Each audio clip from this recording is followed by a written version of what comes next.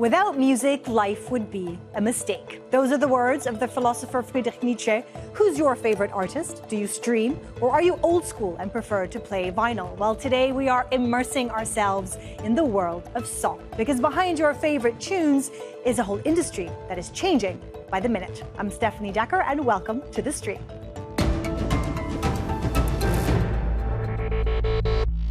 Here's all the new music that was released today. It's time for another countdown, the 10 best brand new songs. These are the top 5 real country music songs that were released today.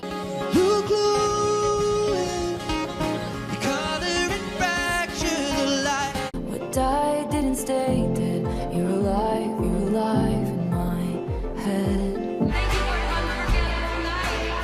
We will see you next time. Give it up the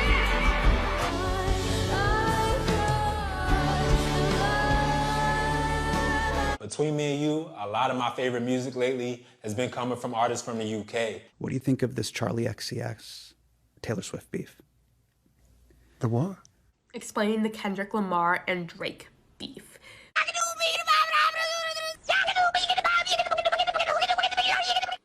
How is music produced these days? How is it distributed? And how is it reviewed? Well, many people defend their favorite artist almost obsessively, with every artist's fan base having a name. A few examples: Nicki Minaj has her Barbs, Taylor Swift's are Swifties, Drake's are Team Drizzy, and Beyonce's crew are the Beehive. Millions of songs are streamed every day and reviewed. Now, how is the industry different to, let's say, 10 years ago? Well, to play this out, we are joined by Kiana Fitzgerald, a prominent music critic. Her writing credits include Billboard, NPR, Rolling Stone, and Consequence. She joins us from San Antonio in Texas. We have Yassin Alsalman, better known as Narcy. He's a multimedia artist and a recognized Arab hip-hop pioneer. He's also a university professor. He joins us from Montreal. And we have Laura Molloy, a journalist specializing in music and internet culture, and she joins us from Copenhagen. Kiana, if I could start with you, define Absolutely. how the music industry has changed. I mean, you've been in the business for a while, let's say 10 years ago. Like, how is it different now? Absolutely. So I want to talk about how the 2010s, the beginning of the 2010s, were really a robust era for blogs, blog runners, people who wanted to be gatekeepers. And as we transitioned into the mid-2010s, all of that fell away. It became much more of an opportunity for artists to promote themselves through apps like SoundCloud. And in the past few years, we've seen an even bigger shift with apps like TikTok coming into play. So there are really so many factors that are now being managed by artists themselves that are giving them the capability to do what they want to do without really having to be beholden to a label, to a system, to a machine. Now, many people are starting to criticize the model of music streaming, saying it's not designed to reward the artist. And a lot of the talk online is highlighting the pressures placed on musicians. Watch this. Music was the only product. Yep. I had to make you go to the store. Yep. Buy it. You had to get out your car, park, get out the. You understand what I'm trying to say? Yeah. Compared to streaming, it's just like, yo, listen to it at your leisure. Streaming is set up for you as an artist, the producer, composer, to make $0, to make as little as possible, to keep you in no profit and for no margin to happen in your business. So for all you musicians out there, today's acronym is ROI. ROI stands for return on investment. Your studio sessions, they cost money. Your music videos, they cost money. Signing up for an online distributor costs money. If you're releasing music and you're not making that money back, that's a red flag, y'all. Korean music, K-pop, huge, bigger than anything. Not realizing that all these K-pop stars were bred basically to be K-pop stars since they're like 6 years old. That in itself is a business. Right. Now, Laura, you're Gen Z. Gen Zers are massive consumers of music. How do you see artists reacting to the way they're consuming their music these days? What changes are they applying? I think we definitely see a change in the way artists create music. I think there's a lot of focus on trying to capture a viral moment. So we see a lot of artists making songs that are more streamlined to fit an algorithm. Maybe they're a little shorter, or maybe they have a specific moment or lyric that they think is going to go viral on TikTok. I think people are kind of chasing these quick moments of attention because that's what they've been encouraged to by labels in the past year. So that's one of the biggest changes that I see with TikTok. Because there is a diminishing attention span, isn't there? Narcy, you are an artist, you make music, you advocate for independence against joining, the big music powerhouses. A, why is that? And B, have you had to adjust the way you make music in this digital age? Thank you for having us, first and foremost. Yes, I am a staunch believer in independence. Not that there isn't the option of working with the majors, but I do feel like major labels are corporations, and music is a spiritual language. So as soon as you take a spiritual expression and put it into a corporate setting and turn it into an industry model, you lose the ability to be sovereign as an artist. So that's why I chose to be independent. As for the streaming platforms, I view them as a form of social media at this point. They're algorithmically controlled forms of dissemination that serve the major labels that exist, since they own a major stake within some of these streaming platforms, or as we call them, DSPs. So as an artist over time, I've been an artist for 20 years coming next year. I started off selling CDs, and now I'm kind of full circle back to putting my music exclusively on vinyl and disassociating from these platforms due to the exploitative nature of the financial structure that exists within them. As for serving them, similar to our social media feeds, in a way, when we feed our life into them, we take away from our own sovereignty as artists, and I no longer wanted to play a part in that or chase the illusion of success when they're paying people literal cents for every stream, or less than that. So yeah, because the money seems to be going down for the artists when it comes to streaming. It was interesting, you said their spiritual language, which segues very strongly into what we want to play, because it's not just the business that is changing, but the music itself. And many content creators are complaining about its quality.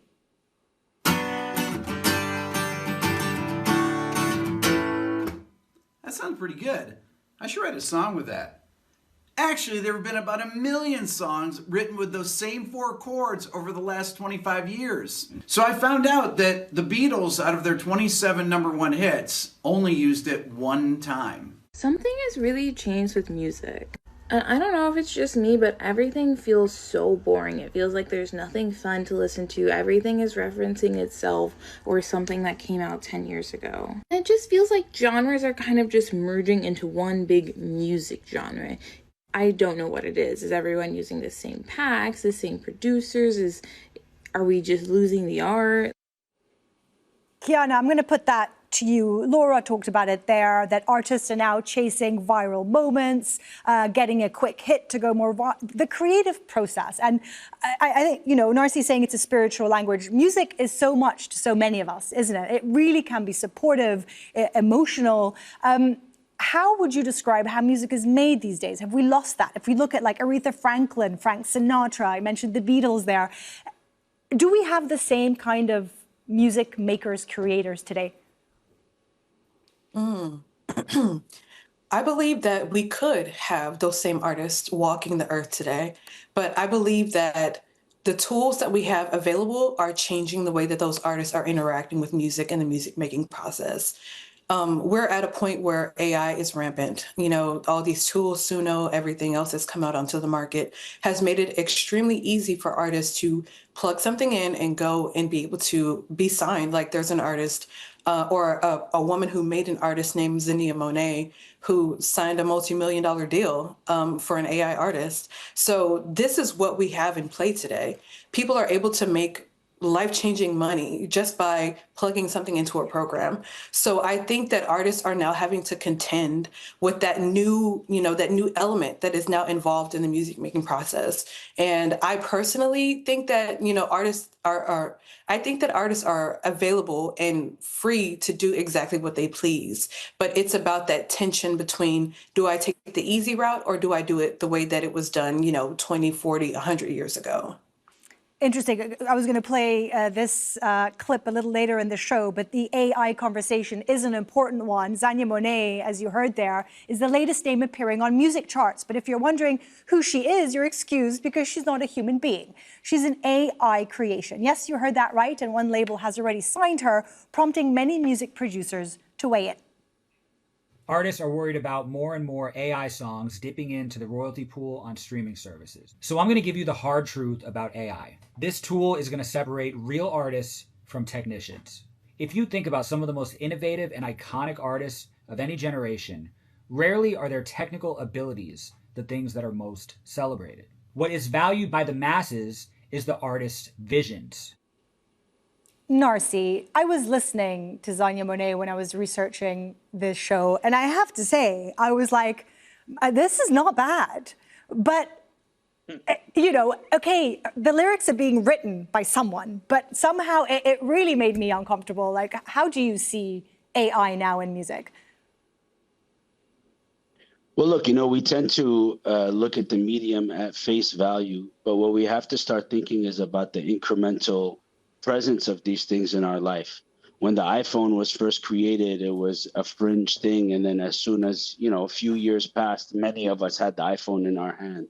So the concern is not really the present moment, but what is coming out of this. If we start allowing these technologies to be used at the forefront of creative expression, then we become tools to it. But if we really prioritize using it as a tool, such as, you know, producers taking samples and stripping down to stems and using specific stems and samples, then yes, that's an amazing use of AI, and it actually saves a lot of time when it comes to engineering.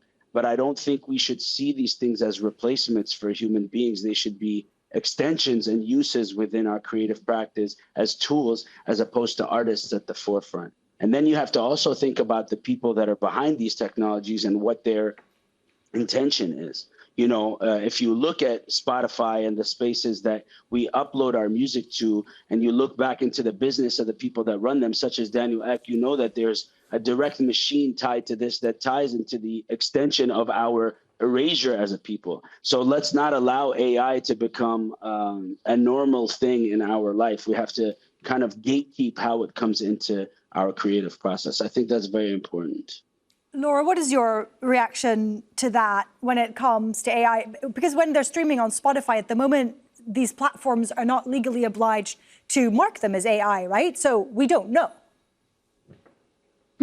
Yeah, I think at the moment it's kind of like the Wild West. Nobody really knows what's going on. It's kind of, I think a lot of it is hype as well. People are kind of getting very excited about this new thing. And of course, if you run a streaming service, it's a great thing for you because you don't have to pay an AI artist as much as a real artist. It's going to keep people listening. It's kind of designed to capture people's attention.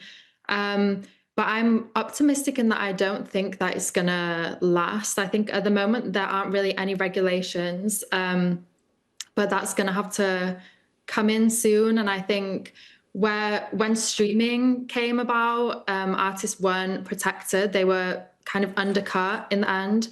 And now we're at the opportunity where AI is being introduced.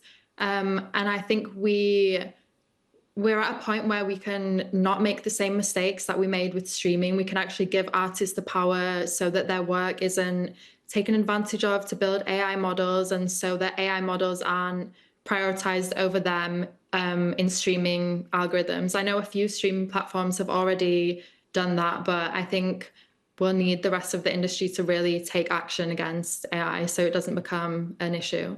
I just wanted to say that recently Spotify added to their clauses for artists who do distribute their music that their likeness and their music can be used for further AI research and eventually remixed and used by the platform as it wills, if it wills. So I do think that, you know, we are putting the cart in front of the horse, if you will, in the sense that we can't just be having the discussion and thinking that, you know, once again, that these platforms are going to care about the artist and their creative force. I think we have to really safeguard that community first and foremost before the laws come into place, because we're going to be chasing these clauses that were put in contracts prior to the laws even passing.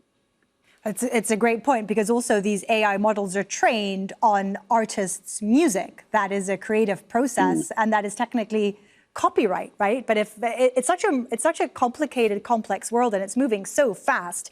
Kiana, how do you see it? Like, you've been criticizing music over time. Are you disappointed about where we're going? Are you scared? Do you think we can control it? Oh man, I'm excited, but I'm also nervous. I think that there is, as with any new tool that comes about, there is an opportunity for robust change. And there's an opportunity for like just world shifting creativity. So it's like, okay, we have this moment where we really have to meet it, and we have to decide, are we going to allow this tool, this thing, to effectively transition the way that we communicate with ourselves and each other. So I think that in a sense, AI and all those tools are going to be around. I don't think they're going anywhere, but at the same time, I think it's up to artists to feed back into themselves. And to, as we said, it's a spiritual thing. It's not just something to make money off of. It's not something to just, to become famous off of. And then on the other side of that, it's the media industry itself is also imploding. People are getting laid off left and right. Teen Vogue just announced that a bunch of POC, LGBTQIA people who are marginalized folks got laid off. And that just seems to be happening repeatedly in other journalistic publications in this industry. So there are a lot of things up in the air right now, and it really makes it difficult to say, how is the future going to be? Should we be excited? Should we be nervous? I'm choosing to be both, because I know that, when I was in grad school 15 or so years ago, they told me the industry is changing. You have to get ready. You have to do this, that, and the third. And every few years, the same thing comes around. So this time it feels like the writing is a bit more prominent on the wall, but I'm not losing hope just yet. Yeah, I mean, it is moving so fast across all industries, isn't it? And it is important for everybody to understand the language so we can try and manage it. Now, there are a ton of online music reviews today, and not because experienced music critics are working overtime, but because everybody is a critic today, thanks to social media. But are such reviews professional? Listen to this. Artists, stop joining these music review live streams on TikTok. The thing about these live streams on TikTok where people are doing music reviews is that I feel like they can really give false feedback to you as an artist. Now it's to the point where people listen to an album maybe once all the way through, form an opinion as quickly as possible, and put it out there as quickly as possible, and put on their weird little list of albums that they've only listened to once. Music critics used to be mean, and then they got nice. When I was growing up, critics were critical. That seemed central to what they did. Over the course of the 2000s and the 2010s, that really began to change. Some people call this trend poptimism. Criticism became a little more driven by consensus. I write about the creeping niceness of music criticism. Laura, do you agree with that? Because I know that you personally and also Kiana have had experiences of writing reviews that are a little less glowing about certain artists and having really felt a backlash from their fans who have taken it extremely personally. How would you describe it?